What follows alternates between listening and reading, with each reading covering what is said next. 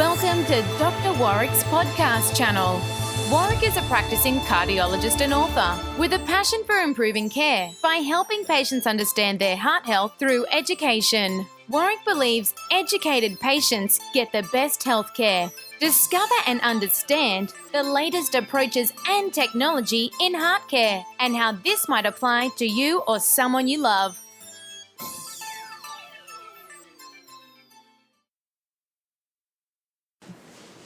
Hi, my name is Doctor Warrick Bishop, and thank you for joining me on my podcast station. Today I'd like to take a moment to talk about the availability of the statins for cholesterol lowering in Australia. Now in Australia we have the PBS, which defines how drugs are funded through the community. PBS stands for the Pharmaceutical Benefits Scheme. And of course, the government are responsible for defining the PBS. They gain insight from panels that they put together and get recommendations. The PBS, of course, is extremely important because the Pharmaceutical Benefits Scheme represents an enormous amount of money and cost to the government and therefore to taxpayers. So it has to be fairly closely regulated. What I would like to discuss today is something that I only found out about just in the last couple of weeks, and that is that the eligibility criteria for cholesterol-lowering drugs, specifically the statins, has recently changed. Now, the last time that there was a PBS eligibility criteria established for the cholesterol-lowering drugs was in October of 2006. So we're talking 12 years ago.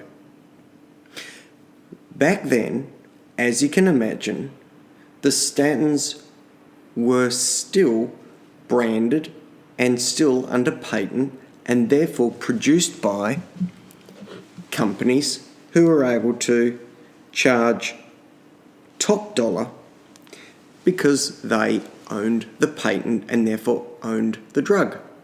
Well, since that time, the patents have expired and many of the common cholesterol-lowering tablets are being made by manufacturers without the patent and therefore are called generic. So they're the exact same primary compound but made by other companies. We call these generics. Well, back in 2006, you were able to get a cholesterol-lowering drug if you had coronary heart disease which had become symptomatic, or cerebrovascular disease, a stroke if it had become symptomatic, or blocked arteries in the legs if they were symptomatic. I'm making it really clear that the guidelines or the eligibility criteria stipulated that people had to have symptomatic issues to be able to be prescribed these tablets. This will become very important, and I'll mention it again at the end, but this becomes very, very important if we're wanting to treat cholesterol in someone who hasn't yet had a problem with their heart. And this is one of the key areas that I'm particularly interested in, which is heart attack prevention. The other criteria that would allow you to access a cholesterol-lowering tablet includes diabetes with loss of protein in the urine, if you're diabetic and of either Aboriginal Australian or Torres Strait Islander origin, if you're a diabetic and over 60 years of age, if there's a family history, again, of symptomatic problems before 55 years of age in 2 first-degree relatives, and a first-degree relative is your immediate family, mother, father, or sibling, or a family history of coronary artery disease that has become symptomatic before the age of 45 in 1 or more first-degree relatives. Now, they're all the criteria that allow you in 2006 to just recently would have allowed you to access a statin agent or a lipid-lowering agent. Now, there are some other categories, and I'm going to mention them just really quickly because it's more confusing than helpful, but it includes people with diabetes who are otherwise not included in what I've just mentioned, with a total cholesterol of more than 5.5. Aboriginals or Torres Strait Islanders with hypertension and a cholesterol of greater than 6.5, or a total cholesterol of greater than 5.5 and an HDL less than 1. And it goes on like that. There's a lot of subcategories which are all a little bit particular, quite specific because they designate high-risk populations, but none of them necessarily represent the average bloke in the street or woman in the street who may not yet have any symptoms whatsoever and may well benefit from cholesterol lowering. Well, the reason why all this is so important, the reason why I've been keeping an eye on it, and the reason I was somewhat surprised that this had slipped under my radar is that on the 1st of October 2018, there was a change in the Pharmaceutical Benefit Scheme eligibility criteria for statins. And that eligibility criteria has now completely been removed.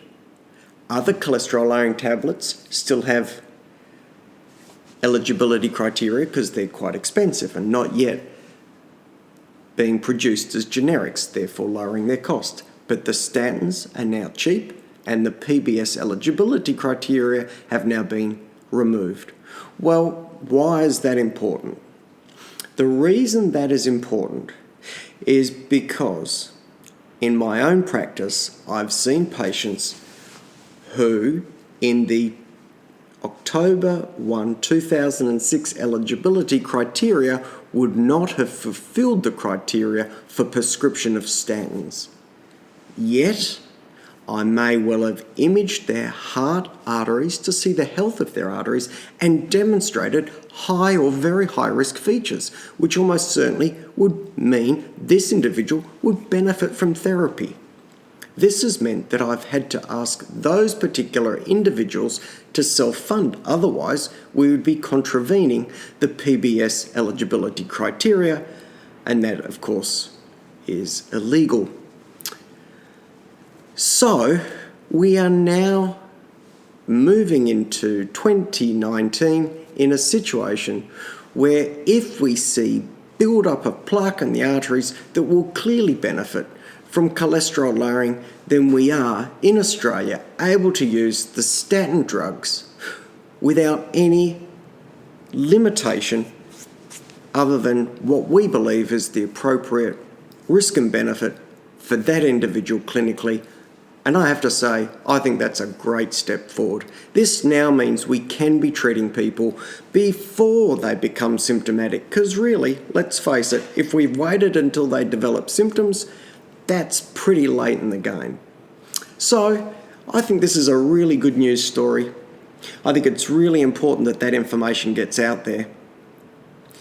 I'm in this area and interested in this area, and I was surprised that this had slipped under my radar. So if you do listen to this, can you please share it around? Share it with your friends, because they may be paying for their own cholesterol lowering agents at the moment. And importantly, if you've got any friends who are doctors, please share it with them, because this information really does need to get out there. And one of the really important aspects of trying to be preventative is that we can now give therapy before symptoms occur.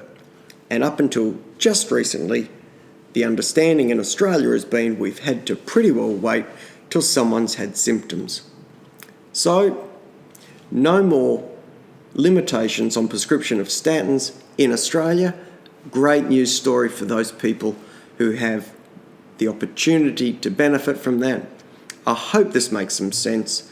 Please share this with people as you see fit, but that message needs to get out. Thank you for listening, and I hope you found this an interesting podcast. I've got many others, and if you do have any suggestions on topics, please send them through and we'll see what we can do. So thank you once more for listening. I wish you the very best. Take care and bye for now.